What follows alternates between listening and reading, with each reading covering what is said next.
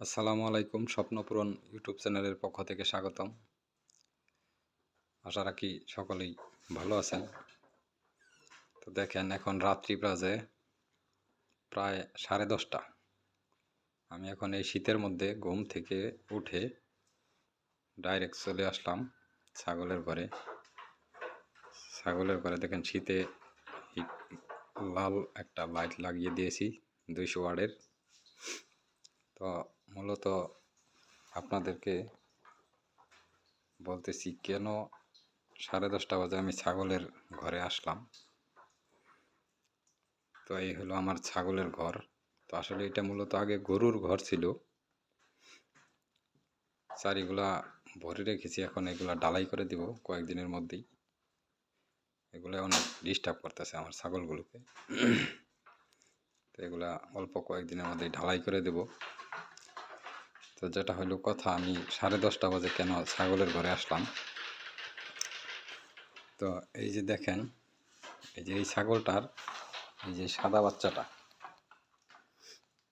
আর এটা কালো বাচ্চা, দুইটা বাচ্চা। এই বাচ্চা দুটো মানে 10টা বাজলেই এরা বেবানো শুরু করে দেয়। তখন আমি মানে এদেরকে মূলত দুধ খাওয়ানোর জন্য আসছি। তো এখন এই যে দুধ খাওয়ালাম, এখন কিন্তু এরা দেখেন এই ক্যারেটে এসে শুয়ে থাকে রাত্রে। তো যারা ছাগল পালন করেন অবশ্যই ছাগলের বাচ্চা, শীতের মধ্যে যাদের ছাগলে বাচ্চা দিয়েছে, অবশ্যই রাতের বেলায় উঠে একবার মায়ের দুধ খাওয়াবেন।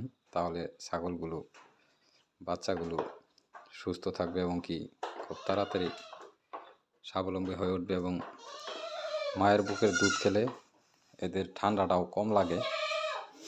তো দেখেন মাশাআল্লাহ ছাগলগুলো অনেক সুস্থই আছে। আমার একটা ছাগল একটু অসুস্থ, তো আজকে মোটামুটি সুস্থ আছে। এই দেখেন, এই দুইটা হচ্ছে ক্রস জাতের ছাগল, একটা হরিয়ানা আর একটা বিটল। আর এটা হচ্ছে একটা শিরোহির ক্রস। তো এই তিনটাই মূলত আমার উন্নত জাতের ছাগল। আর এইগুলো সব দেখতে পারতেছেন যেগুলো, এগুলো সব হচ্ছে বাচ্চা ছাগল, মা ছাগল। আর এগুলো হচ্ছে খাসি। তো দেখেন ছাগলগুলো এখন আমি চলে গেলে কিন্তু সবাই চকিতে উঠে পড়বে, মানে মাচার উপরে উঠে পড়বে। এখানে লাইট দেওয়া আছে, এখানে তাপ আছে। তো এখানে এরা শুয়ে থাকবে। তো আর কয়েকটা ছাগল মূলত আমি